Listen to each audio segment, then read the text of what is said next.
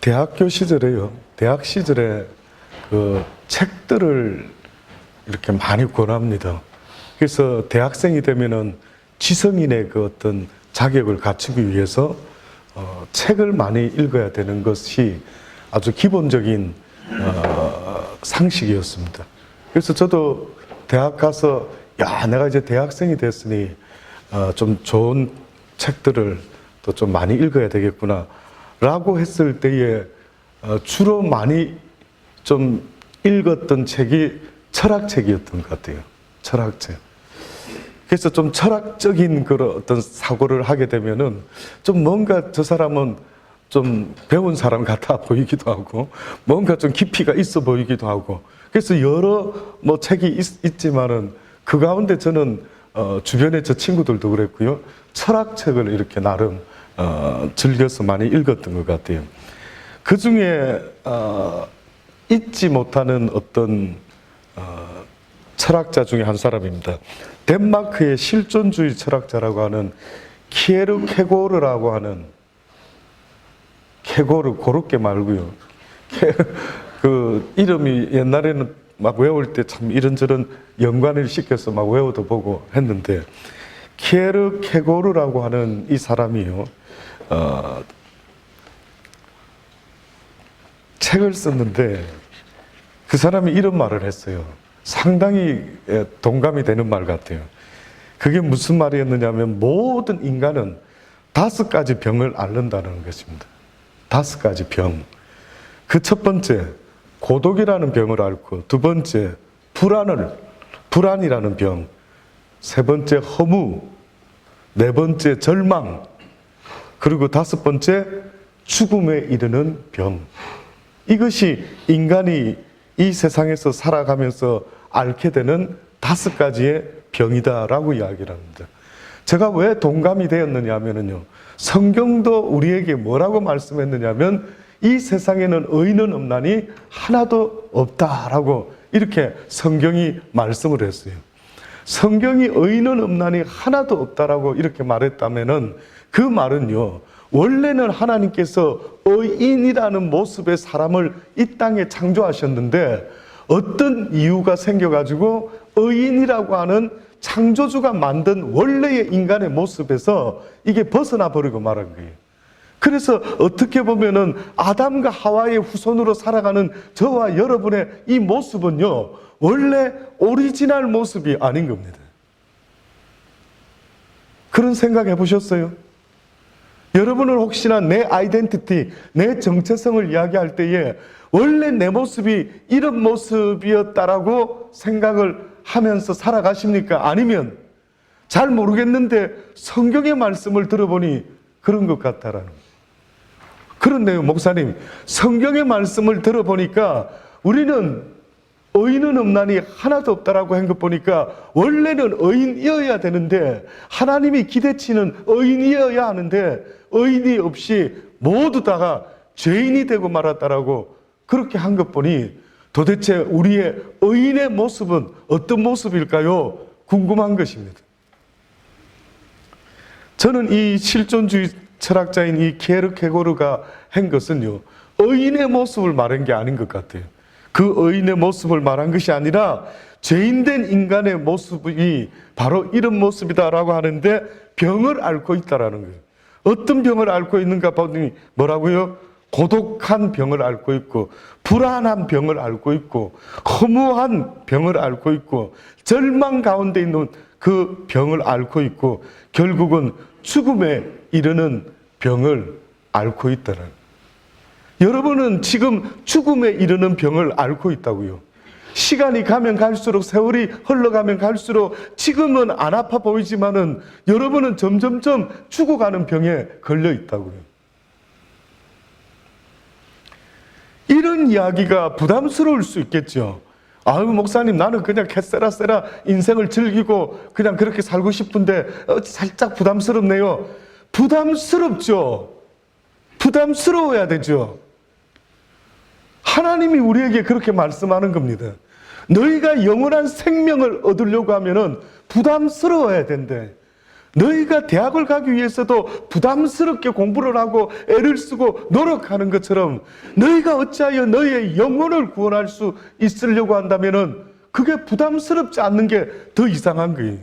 그래서 이 세상에서 가장 진지하고 가장 부담스러운 이야기가 교회에서 선포되는 이야기입니다. 그래서 많은 사람이 좋아하지 않습니다.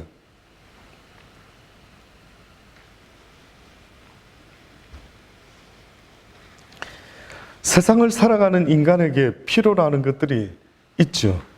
돈, 명예, 음식, 많은 것들이 있을 수 있습니다.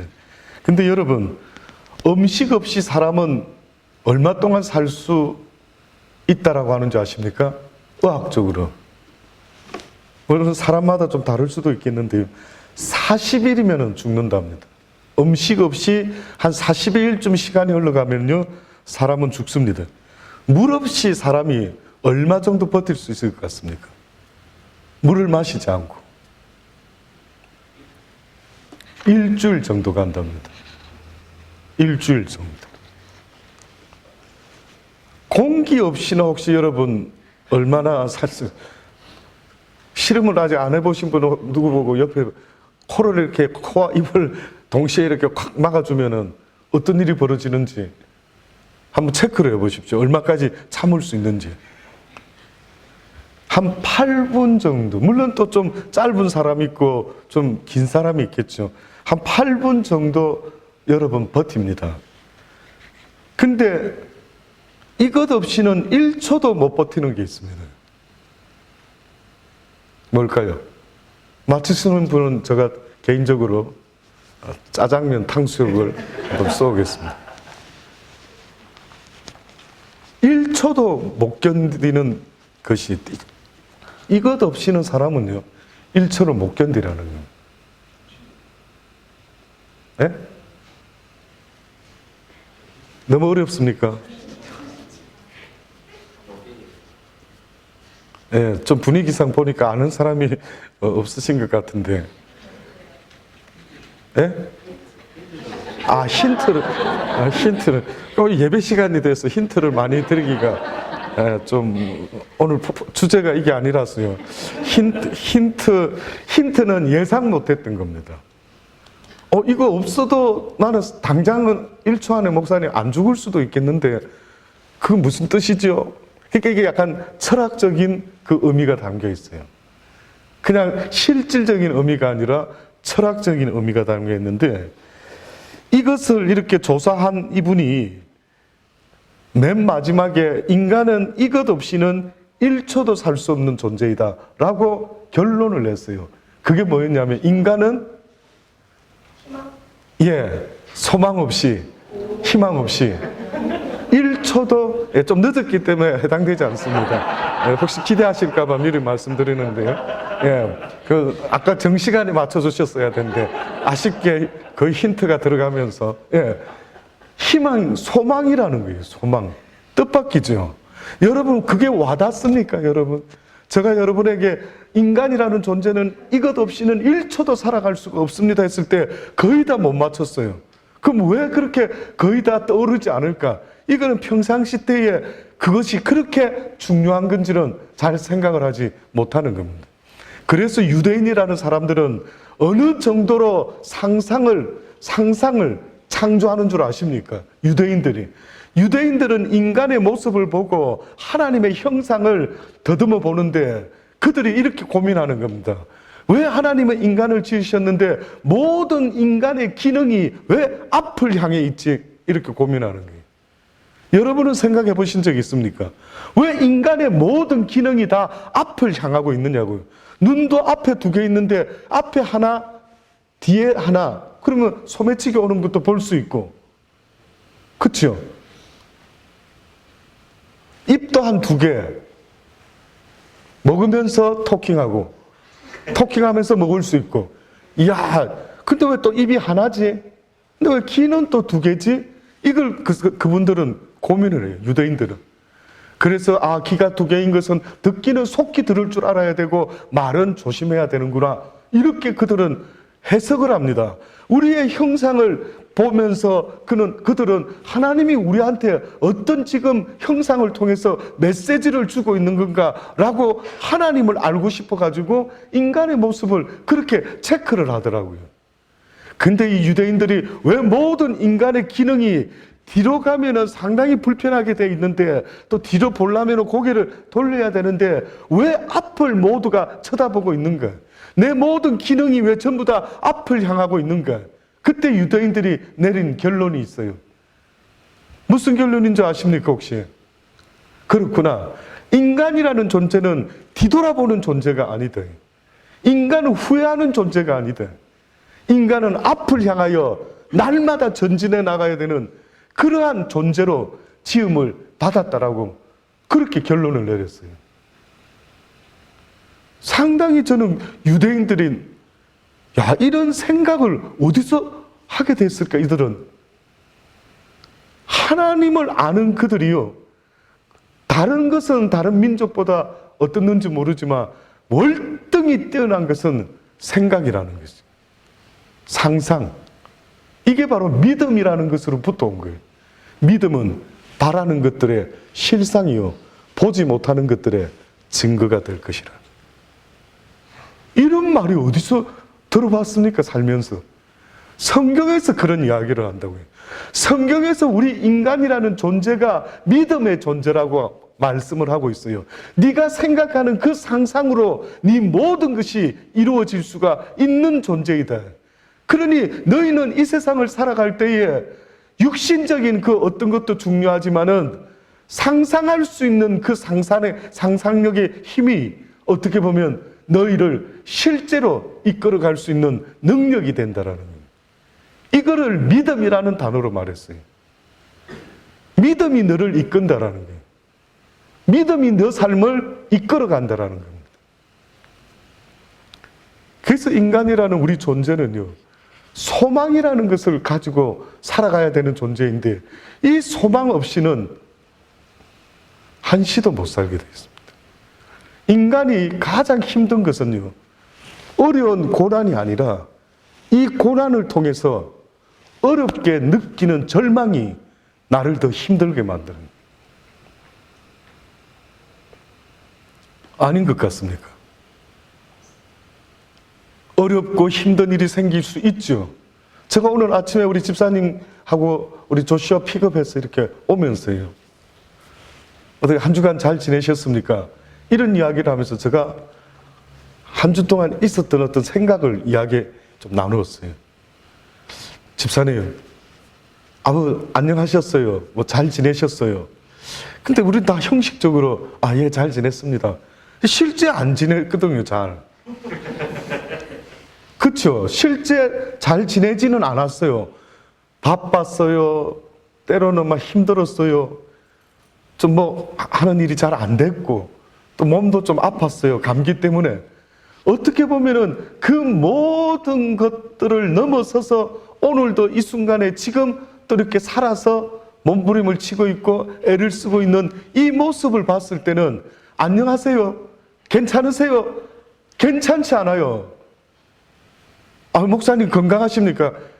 안 건강해요. 제가 불쌍합니까?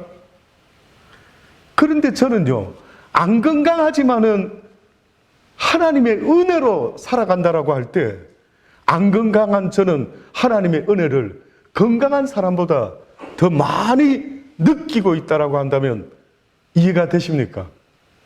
이해할 수 있습니까? 느낀대. 그러니 우리 믿는 사람들은 어떻게 보면 하나님의 은혜 가운데 오늘도 잘 지냈습니다. 이 말이 맞죠. 모든 게 다 하나님의 은혜다. 하박국 선지자가 뭐라고 이야기합니까?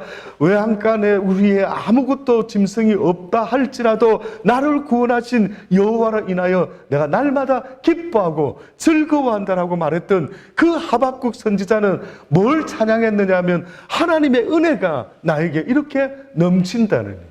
실질적인 내 인생의 주인공은 환경과 여건이 아니라 하나님의 은혜가, God's 그레이스가 나에게 부어질 때에 이것이 바로 나를 나되게 할 수 있는 삶의 힘이 된다라고 그렇게 말을 하고 있는 겁니다.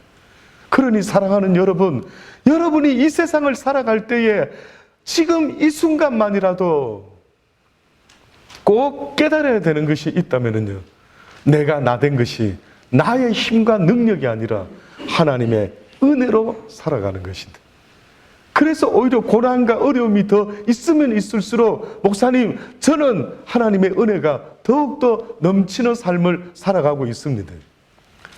제가 한 번은 하나님 앞에서요, 어떤 힘들고 어려운 가운데 절망을 했던 적이 있었어요. 하나님의 말씀대로 살아보고 싶은데도 그게 잘 안 되고 절망을 했어요. 그래서 제가 어느 정도로 심하게 절망했느냐 하면 한 10년 전 넘은 일이지만은요, 이번 주일날 교회를 가면 안 되겠다. 나 같은 사람은 설교할 자격이 없다. 멈춰야지. 이렇게까지 절망을 해가지고 포기를 하려고 했던 적이 있었어요. 근데 어느 기도하는 분을 저희 집에 보내주셔가, 그분이 저희 집에 오자마자 목사님 한번 같이 기도하시겠습니까? 부족하지만 제가 기도 한번 하겠습니다. 기도하세요. 같이 기도를 했죠. 근데 나중에 이제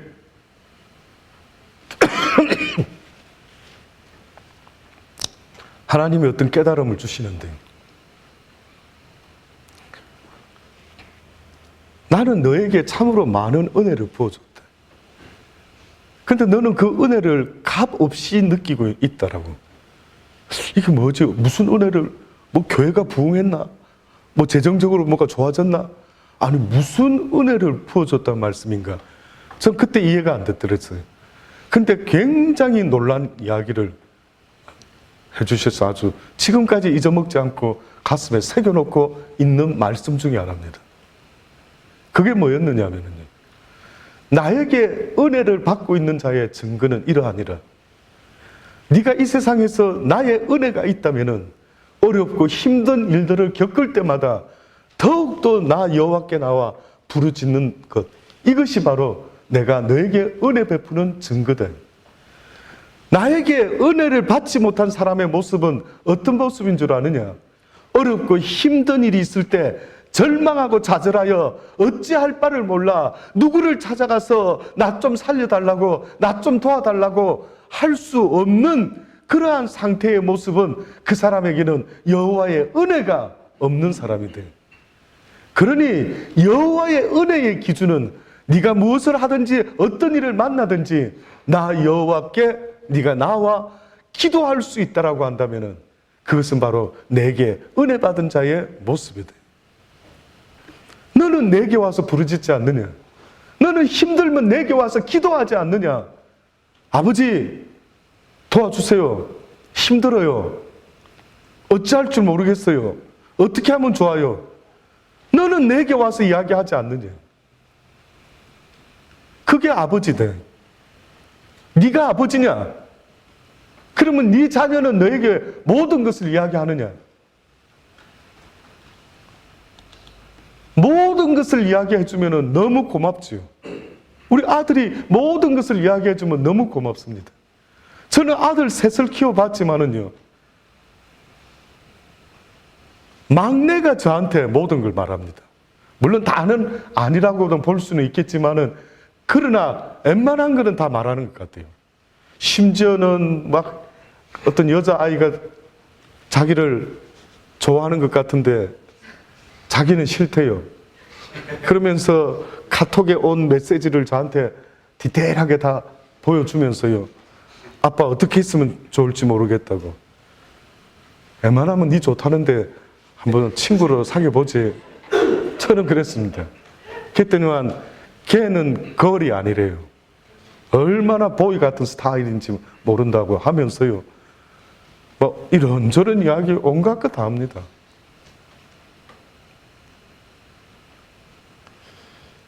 그러니까 마음이 자꾸 가고 또 대화를 더 하고 싶고 더 도와주고 싶고 이런 게 아빠로서의 마음이 막 생기더라고요. 근데 별로 말도 안 하고 뭐가 문제인지 왜 저러고 있는지 뭐 이 도대체가 답답한 거죠. 여러분, 내 입장에서 생각할 수도 있겠지만은 하나님의 입장에서 생각을 해봐라고요. 때로는 뭐가 답답할 때는 내 입장에서 생각하지 말고 하나님의 입장에서 생각하라고요. 내가 문제에 사로잡혀서 구름 속에 있으면은 나는 구름 밖에 있는지 구름 안에 있는지 알 길이 없는 거예요. 그래서 문제 해결을 어떻게 해야 될지를 모를 때가 많죠. 그래서 내가 나를 생각할 때 때로는 내 편에서 생각지 말고 하나님의 편에서 나를 돌아볼 수 있다면은 지혜로운 사람이다. 지혜로운 사람입니다. 그래서 하나님께서 과연 뭘 원하실까? 우리가 기도하기를 원하시는 겁니다. 여러분과 제가 조그만하고 사소한 일이라 하더라도 아버지 힘들어요. 아버지 계속해서 이야기를 해라는 거예요. 우리 여기 가영 집사님 처음에 시집 와서 말씀 듣는데 확실히 그런 게 있더라고요. 사람마다 곧이곧대로 어린아이처럼 듣는 게 있어요. 어떤 사람은 자기가 어른이래. 자기는 판단이 있대. 그래서 다 들을 거 안 들을 거 뭐 이러고 있어요. 하나님 앞에서 하나도 좋은 모습이 아닙니다. 하나님 앞에서 우리는 영원한 어린아이입니다. 하나님이 우리에게 이 어린아이와 같이 아니하면은 누구도 내게 올 수 없다라고 말씀하신 것은 너희의 상태가 아버지 앞에서의 어린아이와 같은 모습임을 잊지 말아라. 아무리 네가 나이를 먹어서 아들을 셋을 두고 딸을 넷을 두고 살아가고 있다 할지라도 너는 영원한 하나님의 아들이 돼. 너의 신분은 아들이 돼. 누가 우리 아버지냐? 너희들이 아버지라고 말할 수 있는 유일한 분이 있다면 그것은 바로 하늘에 계신 내 아버지 외에는 이 땅에 아버지라 부를 만한 분이 한 분도 없대. 네가 아버지가 맞냐? 네 자식에 대해서 책임질 수 있느냐? 저는 없습니다. 그러니까 아버지 아닌 거죠. 그 왜 아버지 흉내를 내고 앉아 있을까 싶은 생각이 드는 겁니다. 나에게, 내 자녀에게 아버지가 한 분이 있는데 그분은 바로 하늘에 계신 여호와 하나님, 그분만이 우리의 아버지가 되신다. 믿으십니까? 믿어지시기 바랍니다. 그분이 우리의 아버지십니다. 그래서 하나님께서는 우리가 어떤 일을 만나더라도 날마다 주님 앞에 기도하면서 나오기를 간절히 원하시는 것입니다. 이것이 바로 믿음이라고 하는 것입니다. 믿음. 혹시 미국의 그 엠파이어 스테이트 빌딩이라는 것을 혹시 들어보신 적 있으십니까? 옛날에 저희 학창 시절에는 세상에서 가장 높은 빌딩 하면 퀴즈데이 때에 나온 게 엠파이어 스테이트 빌딩 뭐 이거 한번 막 딩동댕 하고 나올 정도로 아주 유명했던 그런 빌딩이었습니다. 근데 여기에 얽혀 있는 이야기가 있는데 여러분 들으시면 깜짝 놀랄 겁니다. 아니 그런 이야기가 그 비하인드 스토리가 있구나. 1930년도쯤에 미국에서는 극심한 경제 공황이 있었죠. 부도가 막 일어나고 해가지고 수많은 기업가들이 자살을 하고 도산을 하고 말이 아니었답니다. 그 당시 때 뭐 IMF 우리나라 그거를 떠나가지고요. 아주 미국이 경제 공황에서 완전히 그냥 그렇게 온 국민이 아마 힘들었던 모양입니다. 그런데 그때 한 실업가가요. 어떤 충격적인 선언을 합니다. 그 당시 때 어떤 선언을 하냐면 미국의 중심지인 뉴욕의 맨하탄에 세계에서 가장 높은 빌딩을 내가 짓겠다. 시련을 만나서 한숨만 짓고 있는 어떤 희망도 기대할 수 없는 이 상황에서 자기가 미국의 중심 뉴욕의 가장 높은 빌딩을 하나 짓겠다라고 발표를 합니다. 그때의 사람들이 전부 다 비웃었답니다. 아니 이 경제 대공황 때에 지금 어떻게 그런 거를 짓겠다라고 하는 거지? 라고 하면서요 사람들이 다들 비아냥거리는 겁니다. 그것도 이 불경기에 102층의 건물을 짓는다 했어요. 엠파이어 스테이트 빌딩이 몇 층인가를 아시겠습니까? 102층이었어요. 102 레벨이 엠파이어 스테이트 빌딩입니다. 조금 이상하지 않습니까? 100층이면 100층, 뭐 50층이면 50층, 102층을 지었어요. Why? 혹시 또 아시는 분 있으면 짜장면과 탕수육을 합니다.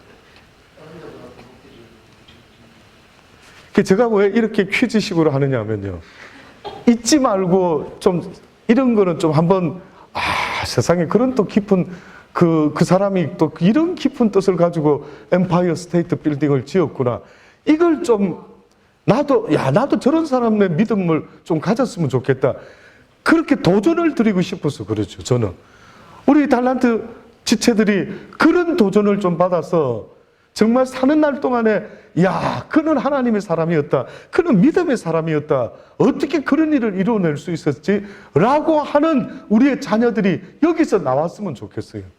그래서 잊어먹지 말고 그 퀴즈처럼 가슴에 늘 새겨놨으면 좋겠어요. 뜻밖에도 이 사람이 102층을 지었던 것은요, 미국의 청교도 102명을 떠올렸던 겁니다. 102명의 청교도인이 미국의 신대륙을 발견해서 메이플라워호를 타고 도착해서 거기서 미국이라는 나라가 시작되지 않았습니까? 그때에 왔던 사람의 숫자가 102명이었어요. 그것만 보면은 이 사람이 믿음이 있는 사람인지 아닌지 알 수 있을까요? 없을까요? 알 수 있죠. 대번에 알 수 있죠. 이렇게 자신의 믿음을 통해서 하나님께서 그 베푸신 그 은혜를 세상 사람들에게 선포하는 이 모습이 바로 크리스찬의 모습인 겁니다. 크리스찬의 모습이라 한다면 조금은 달라야 되지 않겠습니까? 그래서 세상 사람들이 봤을 때, 저는 크리스찬이구나, 저는 정말 하나님을 믿는 사람이구나 라고 알 수 있도록 너희의 빛과 너희의 소금이 온 세상에 나타날 수 있어야 된다는 겁니다. 그 사람의 이름은 바로 라스코라는 사람입니다. 이름은 잘 기억이 생소하시죠? 라스코. 그래도 한 번쯤 떠올릴 만한, 링컨 못지않게 이런 믿음의 사람이 그 당시 때 이런 102층의 빌딩을 지었다니 라는 것을 한번 생각해 볼 수가 있는 겁니다. 이 라스코라는 사람이 이 빌딩을 결국은 지었는데요, 뜻밖에도 당시에 일반적인 그 경기 불황 때가 아니었다면은, 뭐 한 100억을 만약에 들여야 된다면은, 이 경기 불황 때 실업자 투성인 이 상황 때 사람들을 모아서 일을 시켰는데 원가의 반값밖에 안 들었어요.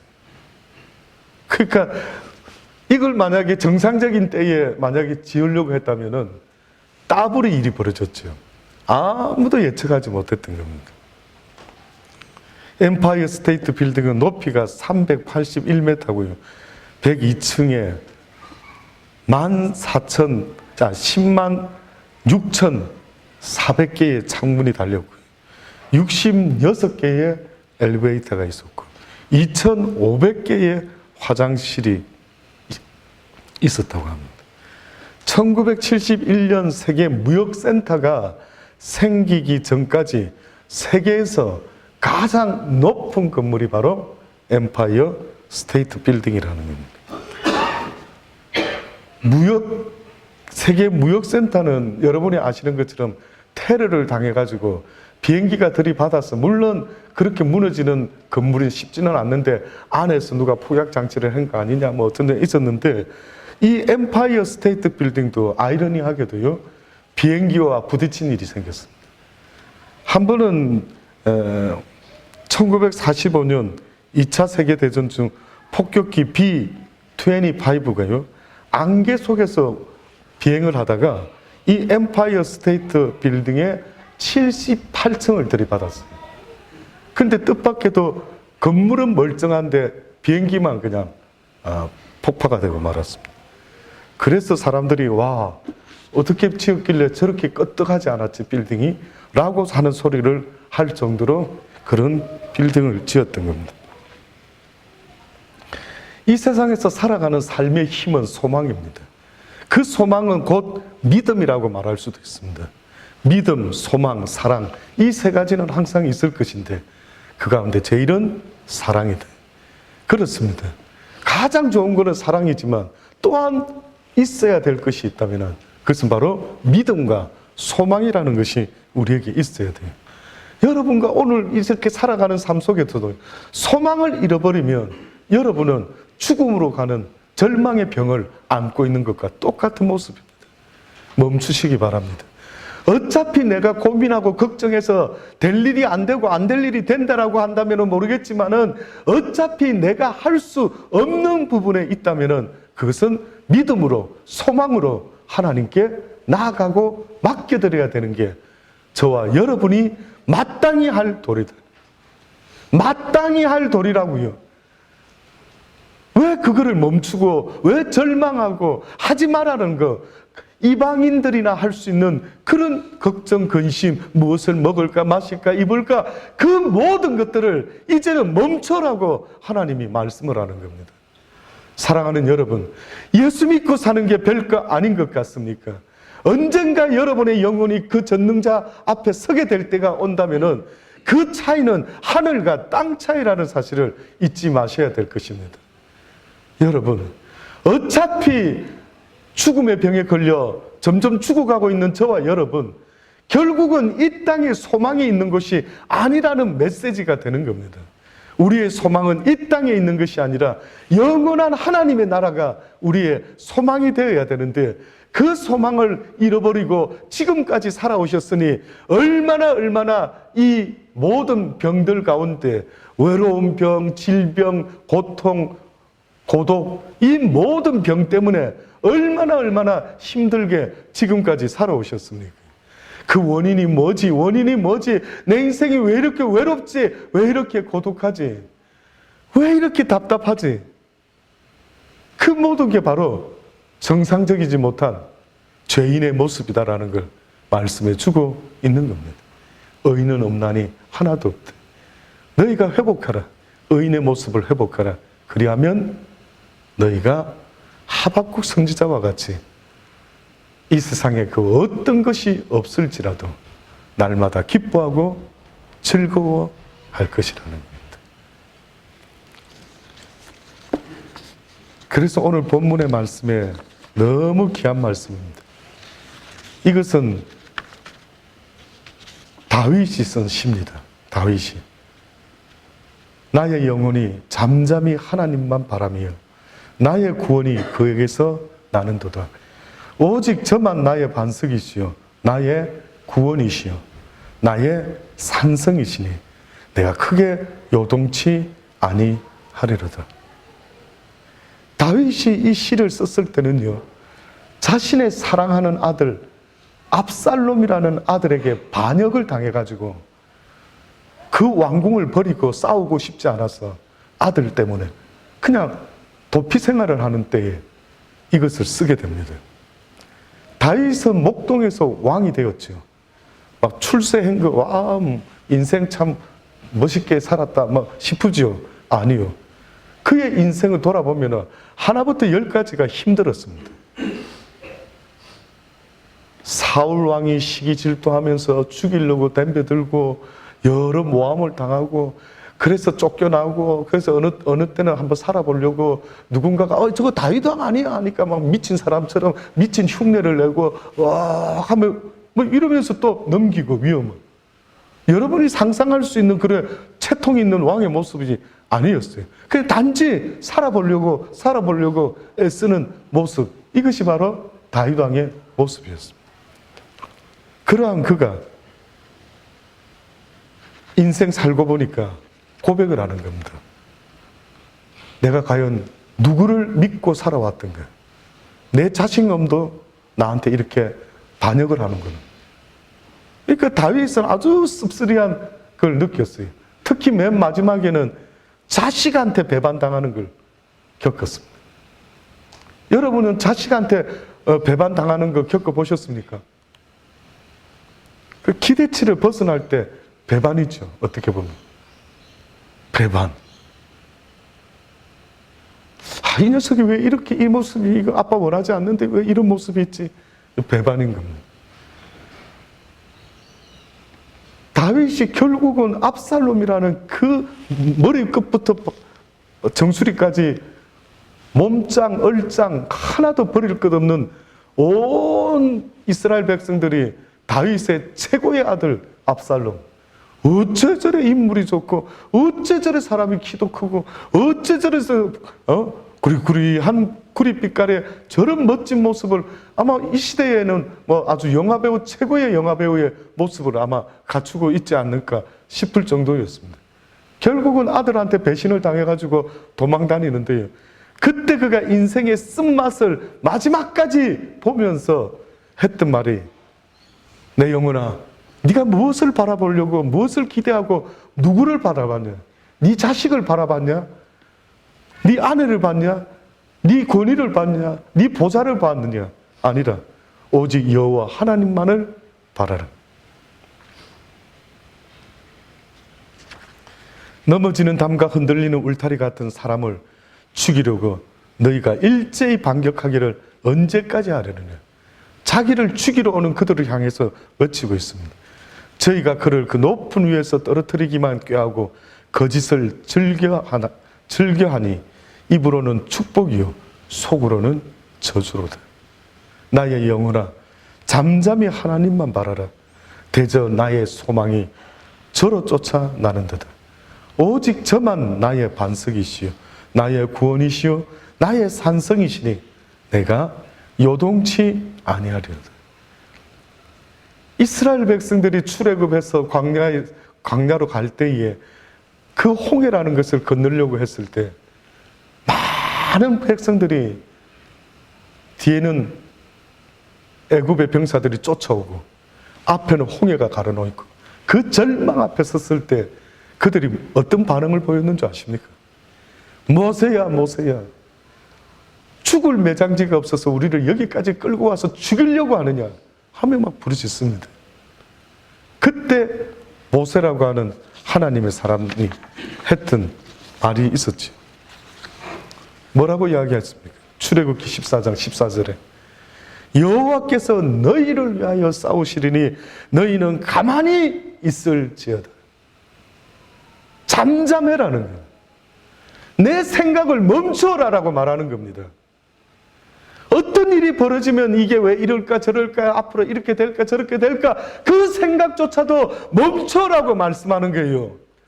믿음은 상상하는 게 아닙니다. 그것을 앞으로 될 일을 상상하고 뭐 걱정을 막 해삭고 하는 이것이 믿음의 사람의 모습이 아닙니다. 믿음은 내일 일은 난 몰라요. 내일 일은 알지 못하지만 오늘 이 순간에 전혀 아무 일이 없었던 것처럼 그렇게 걸어가는 것, 이것이 바로 믿음의 삶입니다.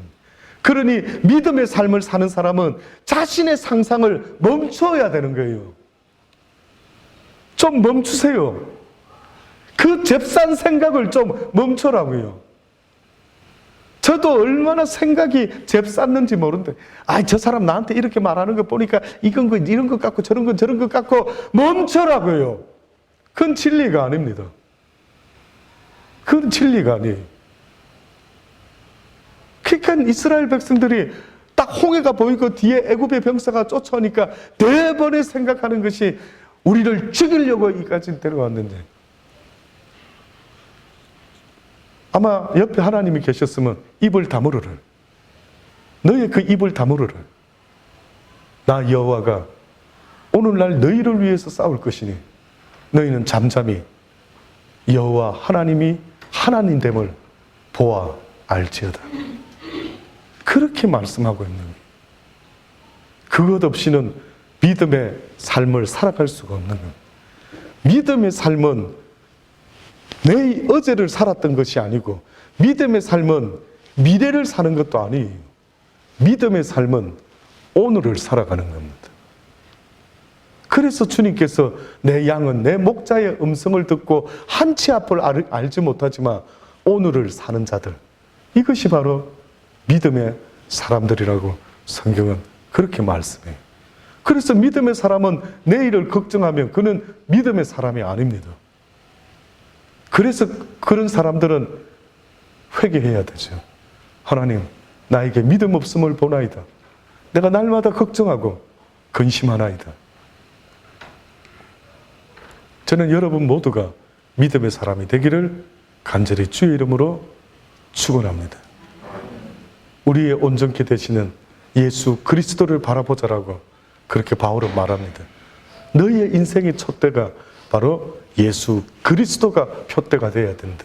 그 말은 결국 네 인생에 있어서 바라봐야 될 것은 바로 예수 그리스도. 너희는 잠잠히 그가 너희를 어떻게 인도하실지를 보아라. 그렇게 주의 음성을 듣고 양들이 목자의 음성을 듣고 따라가는 것처럼 날마다 하루하루 오늘을 그렇게 살아갈 수 있는 저와 여러분의 믿음의 삶이 되기를 간절히 주의 이름으로 축원합니다. 기도하시겠습니다. 좋으신 아버지 하나님, 그렇습니다. 믿음 없는 삶을 살면서도 믿음이 있는지 없는지조차도 아버지 하나님 알지 못하고 살아가고 있지는 않습니까? 하나님 깨우쳐 주옵소서. 날마다 깨우쳐 주시고 깨우치기만 하는 인생이 되지 말게 하셔서 아버지 그 깨우친 말씀을 붙잡고 오늘도 믿음으로 하루하루 아버지 나아갈 수 있는, 순종할 수 있는 하나님의 자녀들 다 되게 하여 주옵소서. 주의 나라 임하실 때 기억하여 주옵소서. 우리를 아버지 하나님 인도하여 주옵소서. 이렇게 살다가 덧없이 아버지 지옥으로 떨어지는 불쌍한 인생 되지 않고 영원한 하나님의 나라에서 영원토록 주와 함께 살아갈 수 있는 축복을 누리게 하여 주옵소서. 예수님의 이름으로 기도합니다. 예.